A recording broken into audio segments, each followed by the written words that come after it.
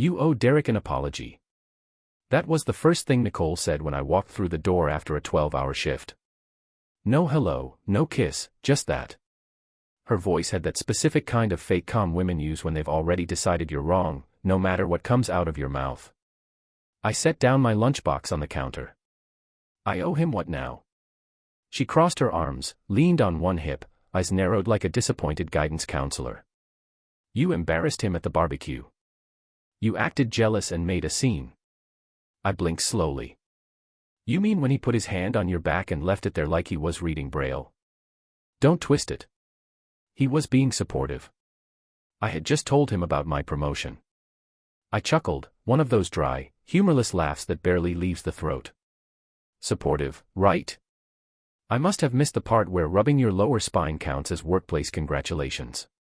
Her face didn't twitch. She'd practiced this. She wanted to control the narrative before I even sat down. You're being paranoid again.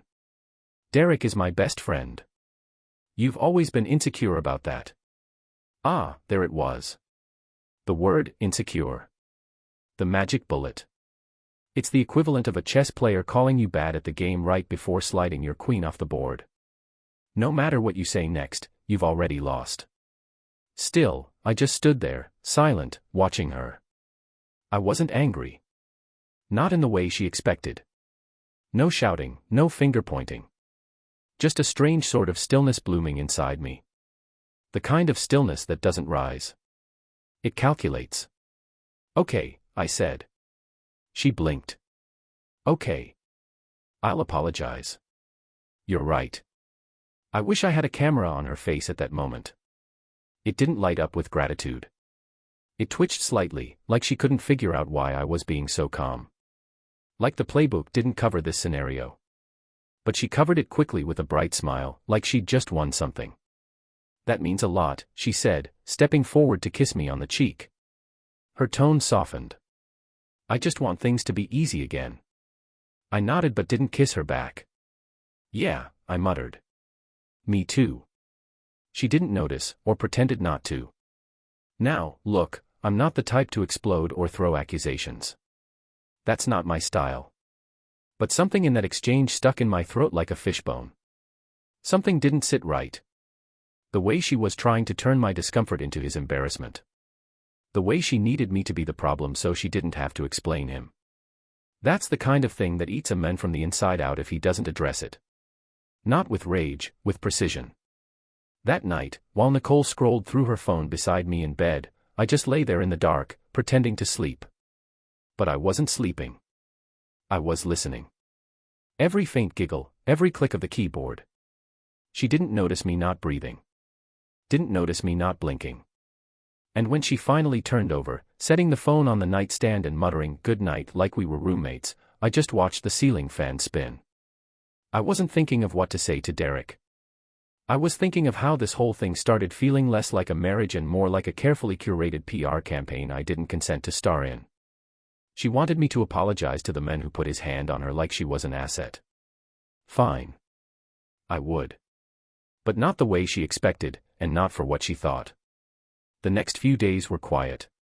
Too quiet, in that strained, brittle way where the silence isn't peace, it's theater.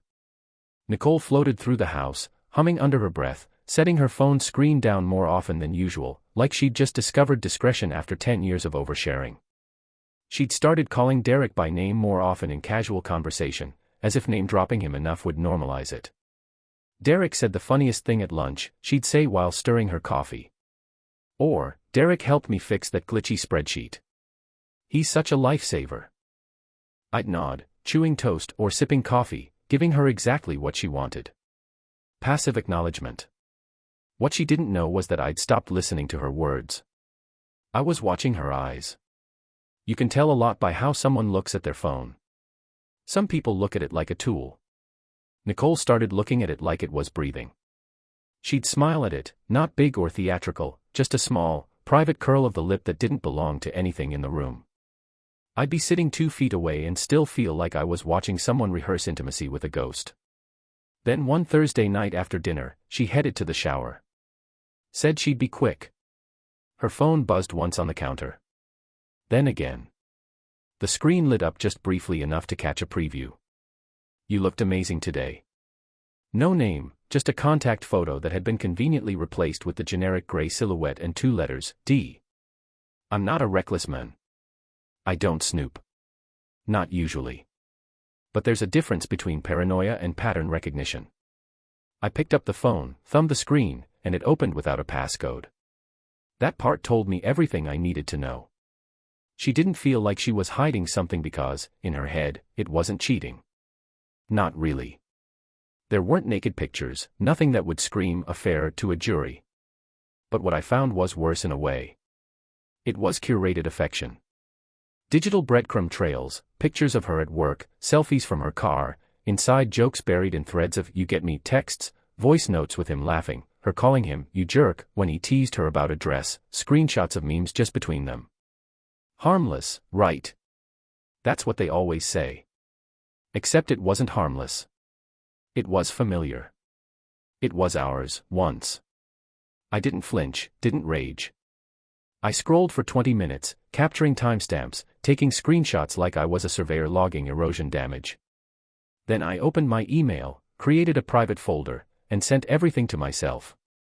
Every thread, every subtle betrayal, every moment she decided he deserved her softness while I got her duty. When she came back from the shower, towel wrapped around her hair, skin flushed, she saw me standing by the window, sipping whiskey. "What are you doing?" "Just thinking." "About what?" "Work," I smiled. "And the apology?" She looked satisfied by that answer, almost smug. She walked past me, brushing my arm with hers, a little bounce in her step. Maybe she thought the crisis had passed, that her gentle manipulation had put the wolf back in his cage. I watched her settle onto the couch, legs tucked up, phone in hand, thumbs flying again. The smile returned, the private one, the not for me one. So I made a plan. Not to catch her. I already had. Not to yell. That would give her the upper hand. Make it about my reaction instead of her action. No, I decided to do what she least expected, be reasonable. Be quiet. Be methodical. Because when someone tries to gaslight you, the most dangerous thing you can do is act like the light is still on while you're busy rewiring the whole damn house. I didn't sleep much that night, but I didn't need sleep. I needed patience, and I had just enough. Saturday morning. She was slicing strawberries like she was auditioning for a cereal commercial. Sunlight through the window, robe tied just tight enough to suggest she'd remembered I existed. "I don't get why you're making this so weird," Nicole said, like we were mid-conversation. "Derek's wife doesn't mind our friendship." She dropped that line like it was the ultimate defense, the holy shield of innocence. "If Vanessa's okay with it, what's your problem?" I didn't look up from the newspaper, just turned the page, let the silence swell a bit before I responded. "Maybe I'll visit him, talk things out, man to man." That got her attention. Her hands paused mid-slice, knife hovering over a berry like she'd just nicked something tender. She wasn't expecting that. "You would really?" she asked, too quickly. I folded the paper. "Sure. Maybe I just need to hear it from him." There it was. That flicker again, that micro-expression of someone who's been bluffing a little too long and suddenly finds out the other player didn't fold. She covered it well, smiling again, voice syrupy. "That means a lot. I just want you two to get along." I smiled back. "Yeah, me too." She went back to her slicing, a little too fast now, like she was trying to outrun her thoughts. I grabbed my phone and stepped into the hallway, pulled up Derek's number. I hadn't texted him in months. No need. We existed in that tense, silent purgatory where two men who know too much about each other pretend they don't. Me. "Can we talk sometime this week? Just us men. I think it'd help clear the air." He replied 10 minutes later. "Sure. Swing by Monday after work. 5-ish. Then he sent an address. It wasn't his office. It wasn't a neutral spot. It was their house. Vanessa would be home. Perfect. I stared at the message for a long moment, like a chess player eyeing the exposed king. Then I went to my laptop and opened a spreadsheet. Not for finances, not for work, for details. Dates, patterns, messages. I started charting what I remembered. When Nicole was out late, when Derek canceled his plans with Vanessa, when Nicole mentioned being too tired for anything. I cross-referenced it with those screenshots I'd sent to myself. I wasn't hunting for a single smoking gun. I was collecting the whole armory. Over the next 48 hours, I filled a folder. One tab for messages, one tab for photos, one for overlapping alibis. One particularly damning entry: for the weekend she said she was volunteering at the Design Expo in Baltimore. But the photo from Derek's social media showed him sipping wine at a hotel bar in D.C., with a blurry reflection in the window behind him that looked suspiciously like the top of Nicole's head. I printed that one, blew it up 2x. She never knew our cloud account was still syncing some of her photos to our old shared drive. Rookie mistake. There was one in particular, Nicole lying sideways on a hotel bed, a champagne flute next to her, captioned, "Room service always tastes better after a win." No timestamp on the photo, but the file metadata said otherwise. Same night, same city. I slid it into the folder. I didn't feel rage. I felt clarity. This wasn't going to be a confrontation. This was going to be a calibration. A moment where reality got restored, permanently. Monday came. Nicole made my coffee like everything was normal. "You're really going?" she asked. "Yep. Be nice." "I plan to." She kissed my cheek, too quickly. "Thank you for being mature about this." I laughed softly. "Yeah, that's me." She left it at that, heading to her Zoom meeting with her fake-ass brand strategy team. I waited till the clock hit 4:30. Then grabbed the folder, slipped it into a plain tote bag, and headed for Derek's. This wasn't an ambush. It was an autopsy, and I had all the tools. I spent Sunday in silence. Nicole went to yoga, then brunch, then a walk with Whitney from work. I didn't ask questions. She didn't offer answers. The way we were both pretending felt efficient, mechanical, like we were colleagues rehearsing a goodbye that neither of us wanted to speak aloud. Fine. I had work to do anyway. I sat up at the dining room table, printer on one end, laptop open, coffee at my elbow. No music, no distractions, just the quiet click of screenshots turning into paper. First, the texts. I kept them clean. No annotations, no underlines, just raw dialogue. The kind that didn't scream affair, but whispered erosion. The kind of intimacy you don't share with someone unless you've already left your marriage in your head. There was one message from Derek that hit different. D, you don't need to explain yourself to him. He doesn't get it. And her reply, the one that sat in my gut like wet cement. N, I stopped trying to explain months ago. Months ago. And yet here she was, still in my house, eating my food, wearing the wedding band I bought, pretending we were just having a little rough patch. Next, I opened the shared cloud archive. Nicole never fully disconnected it when she upgraded her phone. Sloppy. I scrolled through old photo backups, organizing by location and time. Most were mundane: conference rooms, name tags, screenshots of design mock-ups. Then one stuck out. A selfie taken in a hotel room. Her hair still in a bun, wine glass in her hand. Low lighting, not suggestive, but intimate. The caption, "Long day." Worth it though. I checked the date, matched it against her calendar. She told me it was a one-day conference in Philly. Left early morning. Said she'd be back by nightfall. But the photo had a timestamp, 11:23 p.m. Next image, breakfast on a tray. Timestamp, 7:12 a.m.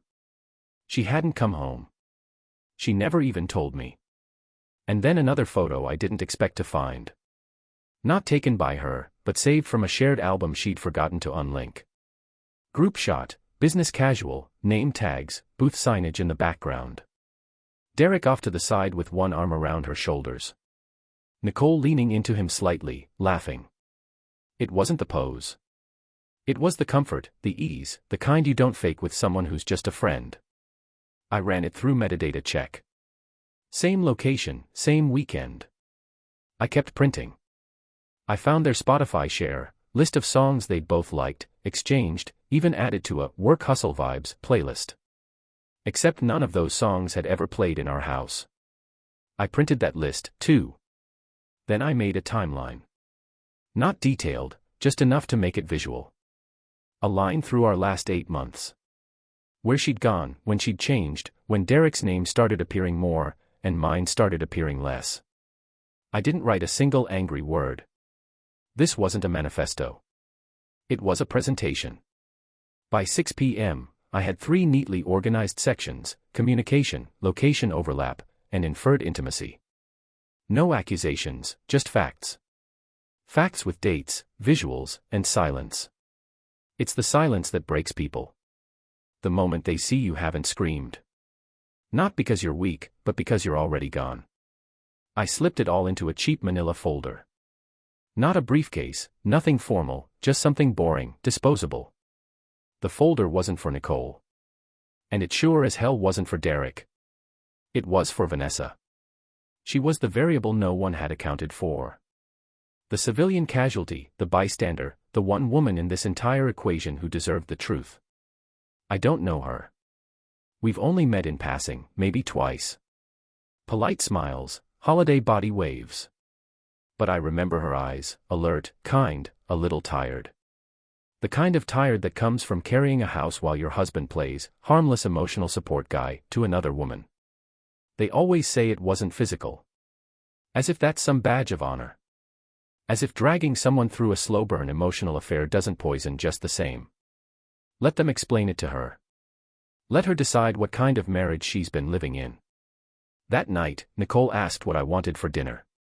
I told her I'd eat out. Said I was meeting someone. She didn't ask who.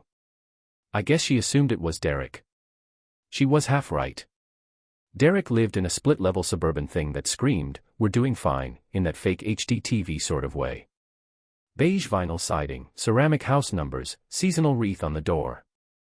The kind of place where couples post filtered pumpkin patch photos while quietly negotiating who sleeps on the far edge of the bed that week.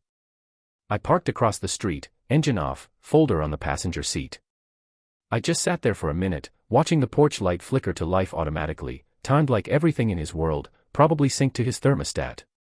At exactly 5:03, I got out and walked up the driveway. The front door opened before I could knock. "Hey, man." Derek grinned like we were long-lost frat brothers. "Glad you came. Nicole said you wanted to smooth things out." Smooth things out. He wore that smug, diplomatic smile people get when they think you've finally accepted your supporting role in their emotional play. Like he'd won something and was graciously allowing me to recover my dignity in the credits. I nodded. "Appreciate you having me." As I stepped inside, I caught the scent of something citrusy. Diffuser in the corner, probably Vanessa's doing. A quiet house, clean, comfortable, forgettable. Vanessa emerged from the kitchen with a towel in her hands. She was shorter than I remembered, wearing a soft blue sweater, jeans, no makeup. She looked honest, not in the Pinterest perfect way, but in the "I've been carrying the load around here" kind of way. "You must be Marcus," she said warmly, like she didn't already suspect the room was about to shift. "Hi, Vanessa. Do you mind if I speak to both of you for a second?" Derek's head tilted slightly. Not enough to register alarm. Just that subtle lean animals do when they smell smoke, but haven't seen the flame yet. Vanessa glanced at him, then back at me. Of course. They both moved to the living room. Open plan, gray sectional, staged throw pillows with words like "home" and "us" stitched on them. I waited until they were both seated. Then I walked in slowly, like I was inspecting the room for weight distribution. Took the chair across from them, neutral, not aggressive, but centered. I set the folder on the coffee table gently. Neither of them touched it, but both of them saw it. "I came to apologize," I said, meeting Derek's eyes directly. His expression softened. Relief. He thought this was over. He probably rehearsed his benevolent speech about boundaries and communication. But not for what Nicole thinks. Vanessa's eyes flicked to her husband, then to me. Derek's smile tightened. "What do you mean?" "I mean, I'm not here to apologize for being possessive or paranoid, or whatever narrative's floating around. I'm here to make something very clear in front of both of you." Vanessa shifted in her seat, towel now crumpled in her lap. I didn't move. Didn't raise my voice, just leaned back slightly. I've been watching, and I've been listening. I didn't come to guess. I came with facts. I nodded to the folder. Vanessa reached for it slowly, like it might be hot. Derek opened his mouth, then closed it. I'd rather you hear it first, I said to Vanessa. Because I don't think anyone's told you the truth in a while. She hesitated, then flipped open the cover. Derek spoke finally. Marcus, this isn't. I held up a hand. Just 2 fingers. Slight, firm. Let her read. Vanessa's eyes scanned the first page. Text messages, dates. Not explicit, but layered enough to twist the stomach. The second page, the photo from the hotel. Her face didn't change. She just kept reading. Derek's breathing grew shallower. You could hear it now, that low rasp when the body starts to process panic. His knee began to bounce. You brought this here, he asked quietly. No, I said. I brought her here. Vanessa turned the page again. Paused. Then again. Each click of paper sounded louder than it should have in that clean, quiet house. I didn't say a word. Neither did she. The folder was doing all the speaking now. I just delivered it. The tension in the room wasn't explosive. It was surgical, like watching a scalpel slide through something that once held pressure, until it doesn't. Derek reached forward as if to take the folder from her. She pulled it slightly closer to her lap. He stopped. Good. She was still reading. And I was just getting started.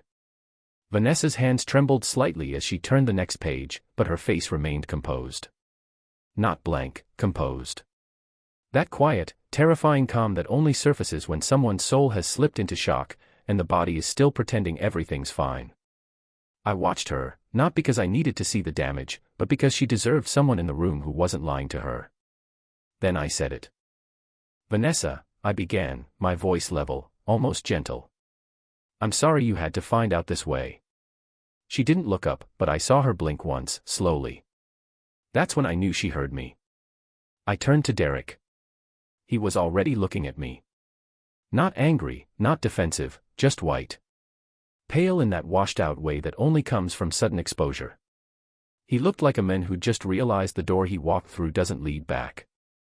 And Derek, I continued, my tone shifting slightly, firmer, sharper, with a razor edge of contempt buried under courtesy. I'm sorry I didn't speak to you like a man sooner. That's on me. He opened his mouth, maybe to argue or deflect, but I didn't give him the oxygen. Instead, I leaned forward, reopened the folder, and handed it to Vanessa again directly. This time, not as an object, but as a verdict. Your husband and my wife, I said calmly, have been emotionally involved for months. This isn't speculation. These aren't misunderstandings or exaggerated screenshots. Vanessa finally looked up. Her eyes were glassy now. Not crying, not yet. But you could see the pressure building behind the glass. This is a pattern, I continued, of trust, of time, of intimacy that had no business existing between 2 people who are married to other people. I sat back. My job was done. Vanessa looked at Derek like she'd never actually seen him before. And that's when my phone lit up on the table. Nicole. 6 missed calls. It vibrated again. Nicole. 7 missed calls. And again. Nicole. 8 missed calls. Derek glanced at it, then at me, panicking. His eyes were saying, she knows. She's calling. Stop this. I reached out, picked up the phone, and swiped it off without even looking at the screen. I didn't silence it. I turned it off completely. The act was deliberate. Symbolic. It said, we're not negotiating anymore. Derek tried again. This time in that weak, breathy voice people use when they know their version of the story is dying in real time. Marcus, listen. I swear it wasn't ever physical. I mean, not like you think. I turned my eyes to him, cold as steel. You sure you want to stick to that sentence with Vanessa in the room? He went silent. Vanessa blinked again, then flipped another page. There it was. Nicole's selfie on the hotel bed. Same room as the one in Derek's photo. 2 glasses of champagne. No caption this time. Just the visual math anyone could solve. Vanessa exhaled through her nose, like someone slowly realizing they've been breathing secondhand air for a decade. Still, no one yelled, because the yelling wasn't necessary anymore. The truth was in the room. It didn't need volume. It had mass now. Derek shifted forward in his seat. Vanessa. No, she said softly, but firm. Don't. One word. That's all it took to freeze him. She looked at me again, and this time there was gratitude. Twisted with pain, yes. But somewhere beneath the wreckage, I saw something else, relief. Because someone had finally stopped lying to her. I stood. Vanessa, I'm sorry for ruining your night. I don't need anything from you. I just figured you deserve to know what room you've been living in. I looked at Derek one last time. As for you, don't worry. Nicole will be calling you next. He looked like he wanted to say something brave. But cowards don't age into courage. They age into silence. As I reached the door, I heard Vanessa's voice, quiet, breaking. How long? Derek didn't answer. I didn't turn around. The door clicked shut behind me. And that, right there, was the first real apology anyone had given in that house in years. The door hadn't even clicked shut behind me before I heard the crack of something soft but final. Maybe a photo frame, maybe a vase. Something small that used to mean something. Now it meant evidence. I didn't stop walking, but for the sake of honesty, I'll tell you what happened inside, because I can imagine it in vivid, crystal detail, and Vanessa confirmed some of it later. She kept flipping. Messages, screenshots, metadata, hotel bills. The ones Derek had probably told her were for networking events or quick turnarounds. Barely worth packing for. Every lie has a shape. And every shape leaves a hole when it collapses. Vanessa studied the printouts like she was solving her own kidnapping. Not frantically, not emotionally. Systematically. That's what broke Derek more than anything. She didn't scream. She processed. This isn't what you think, he stammered, gesturing at the photos like they were misfiled receipts. These are out of context. That hotel, she had her own room. It wasn't physical. It was emotional, maybe, but not like that. Vanessa didn't look up, just turned another page. He kept talking. She leaned on me. I leaned on her. We were both in rough spots. It got blurry, but I didn't cross a line. Vanessa, still not looking at him, asked, "Did you ever delete messages from me when she texted you?" Derek froze. That was the moment.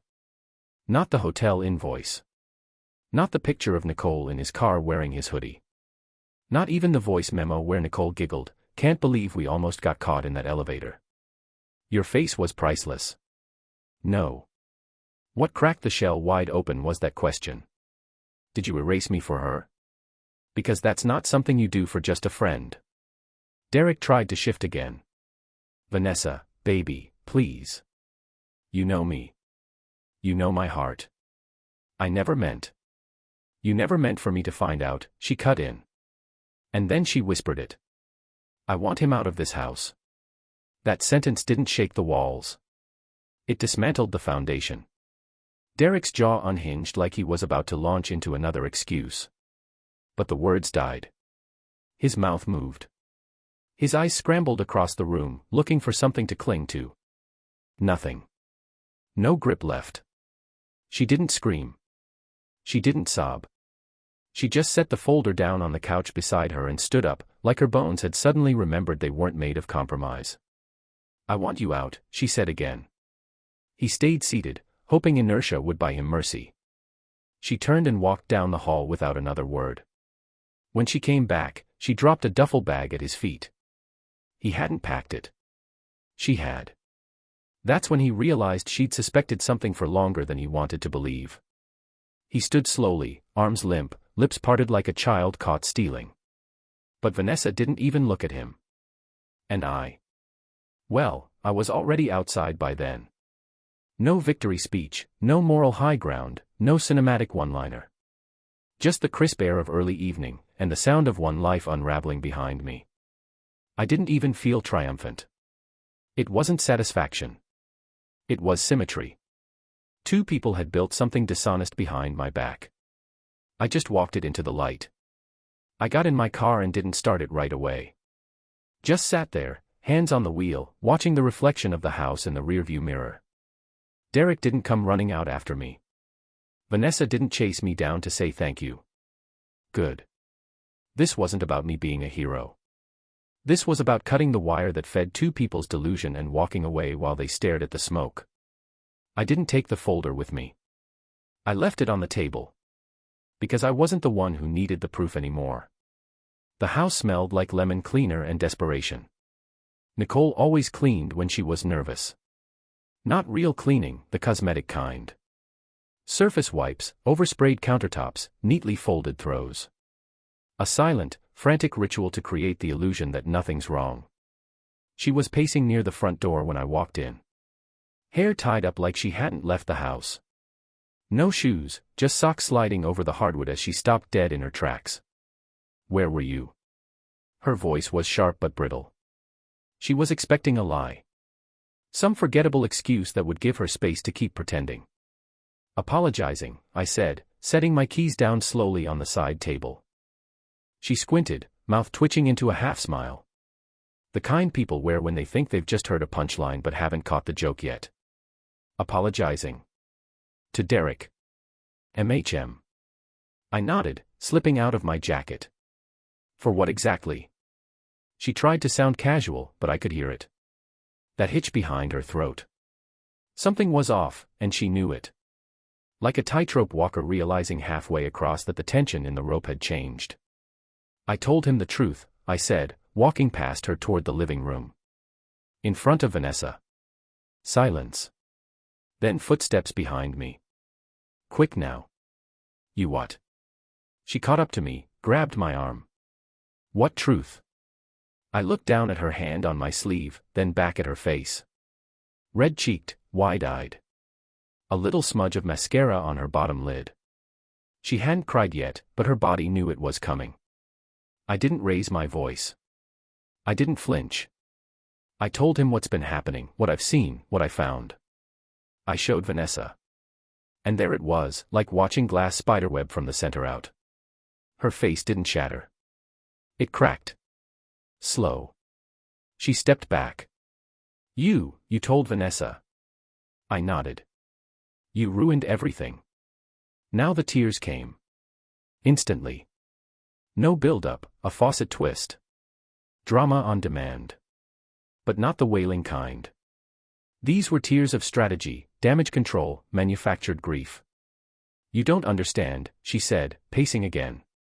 It was just, he got me. I was going through so much. And you were always so distant. I held up a hand. No. She stopped. I'm not interested in the spin, Nicole. You blindsided me, she hissed. You should have talked to me first. You would have lied. Her mouth opened. Nothing came out. You would have said it wasn't physical. That you were just close. That it was nothing. It was nothing, she shouted, but her voice broke on the second word. I tilted my head. Then why are you crying like your world just collapsed? She froze. That silence. That was the moment she realized the steering wheel was no longer in her hands. The narrative wasn't hers to control anymore. I didn't wait. I turned toward the bedroom, grabbed a small overnight bag I'd already packed. One change of clothes, toothbrush. Nothing dramatic, just done. She followed me down the hall. What are you doing? Giving us space. Her voice rose again. So what? You're just leaving. I'll be staying elsewhere for now. For now, she echoed, voice cracking. So you think you can just walk out and what? Punish me? Make me feel guilty? I zipped the bag, slung it over my shoulder. Guilt isn't something you make someone feel. It's just the sound truth makes when it finally hits the floor. She started sobbing then. For real this time, the kind that folds your body in half. But I didn't go to her. I stepped past her in the hallway, down the stairs, and paused at the front door. "You ruined everything," she whispered again, quiet now. I turned to her, met her eyes one last time. "No," I said. "You did. I just stopped covering for it." And then I walked out. No slamming door, no theatrics, just a man choosing quiet over chaos. Because silence isn't weakness. Sometimes it's the only thing loud enough to end the performance. The next morning, Nicole texted me. "Please come home. We need to talk." By noon, she'd sent 6 more. One was a long paragraph about how everything had been a blur and how I'd misinterpreted a lot of things. She used phrases like emotional proximity and complex bonds, the kind of nonsense you fish off therapy blogs and weaponize when you're caught. But I didn't reply. Not out of cruelty, just clarity.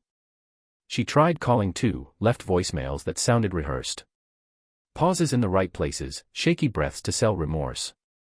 By evening, she'd moved to damage control phase 2, apologizing to Vanessa. Big mistake. Vanessa blocked her. Instantly. She'd had her closure. She didn't need Nicole's PR tour. Derek, meanwhile, had moved into a mid-tier hotel off the highway. The kind of place with sad wallpaper and continental breakfast that smelled like wet toast. He texted me once, just said, "I was wrong. I'm sorry." I didn't answer. He wasn't the point anymore. He never really was. I didn't post about it. Didn't go telling friends or neighbors. No group chats full of venting or, "guess what she did," stories. Instead, I scheduled a quiet meeting with a lawyer I trusted. A measured man. No firebrand, no drama. We sat in his office, just the two of us and a legal pad. I wasn't there to destroy anyone. I was there to reclaim the space I'd been pushed out of, my own life. We talked options, discussed timelines. No yelling, no threats, just facts. The next day, Nicole came to my temporary apartment unannounced. I opened the door and she looked smaller, like the story she'd built around herself had finally collapsed, and now she had to wear the truth like a sweater 2 sizes too big. "I know I messed up," she whispered. I said nothing. "I was lonely, Marcus," she added, trying to fill the silence. "And Derek was just there. He saw me. You stopped seeing me." That was the spin she was settling on. My crime was distraction. Her punishment, betrayal. "I'm not here to fight," she said quickly. "I just need to know if this is it. If you're really done." I stepped aside. Let her in. Let her talk. She went on for 20 minutes. Apologies mixed with rationalizations. Memories twisted into justification knots. She cried, wiped her eyes, touched my arm like proximity could rewind history. And then she said it. "Can we try again, please? I'll do the work. I'll cut contact. Whatever it takes." I looked at her for a long moment, not with hate, not even sadness, just observation. "You wanted me to apologize," I said. She nodded, confused. "What?" "For making Derek uncomfortable," I continued. "That was your big ask, the start of this whole thing." I didn't know what else to say then, she stammered. I panicked. I gave a small, empty smile. "Well, I did what you asked. I apologized. Marcus, that's the last thing I'll ever do for you." She didn't cry right away. She just froze, like her brain short-circuited, like she realized she had no more pages left in the script. "I never wanted this," she whispered. I nodded. "Neither did I. But you chose it every day you texted him back." She stood there for another minute, maybe hoping I'd crack, that I'd reach for her hand, offer some poetic gesture that absolved her. I didn't. Eventually, she walked out. No hug, no promise, just the sound of the door closing behind her. Final. Not because I said so, but because the version of me who once would have forgiven her didn't live here anymore. The apartment I moved into isn't much. 1 bedroom, mismatched plates, no headboard, just clean walls and quiet floors. The kind of place you don't bring anyone to impress. You bring yourself to breathe. It's on the 3rd floor of a brick walk-up with a small balcony that catches the afternoon sun just right. I bought a second-hand armchair and placed it by the sliding glass door. That's where I sit most evenings. No TV blaring, no dinner conversations laced with tension, just the slow, deliberate sound of peace returning to my bones. I wake when I want, cook for myself, work, walk, sleep, repeat. You'd think it would be lonely. And maybe it is, in a way, but not the kind of lonely that eats at you. It's the kind that heals, the kind that doesn't ask you to explain yourself every day. About 4 months after the folder incident, I got an email from Vanessa. Simple subject, thank you. Inside, just a few lines. I don't know how long it would have gone on if you hadn't said something. I kept gaslighting myself. I thought I was being insecure or needy or paranoid. Thank you for pulling the curtain back. I would have stayed in the dark forever. I stared at the message for a long time, not because it stunned me, but because it settled something. I replied that evening. You deserved better. We both did. No signature. No awkward sign-off. That was the last we spoke, and that was enough. The letter from Nicole came a week later. Handwritten, cream envelope. No return address, but I recognized the loopy cursive instantly. She always dotted her I's with a little hook, like a fishing line. Inside, 3 pages neatly folded. The kind of apology people write when they know they've lost the right to speak but are doing it anyway, out of hope or guilt. She said she missed me, that she'd started therapy, that she'd gone back through our old photos and realized how far she'd drifted. She wrote about her parents' divorce, about childhood wounds, about how Derek had filled a gap that wasn't his to fill. She asked to meet, just once, for coffee, to talk, to maybe see if anything could still be salvaged between 2 people who once meant the world to each other. I read the letter once, then again, slower. Then I folded it in half, walked to the kitchen, opened the drawer with the trash bin, and dropped it in. No ceremony, no dramatic burn, just paper meeting plastic. I rinsed my hands, opened the cabinet, pulled down my favorite mug, the one with the tiny chip on the handle that no one else ever noticed, and made a cup of coffee. I stepped out onto the balcony. The sun was dipping low, casting gold across the tops of the buildings. A warm, tired kind of light, like the day was exhaling. I sat, took a sip, and smiled. Not big, not dramatic, just enough to acknowledge the quiet. No more spinning stories. No more questions about where she was, or who he was, or who I was in the equation. Just air. Just light. Just me. Not healed, not broken. Just whole enough. And for the first time in years, no one else's silence was louder than my own.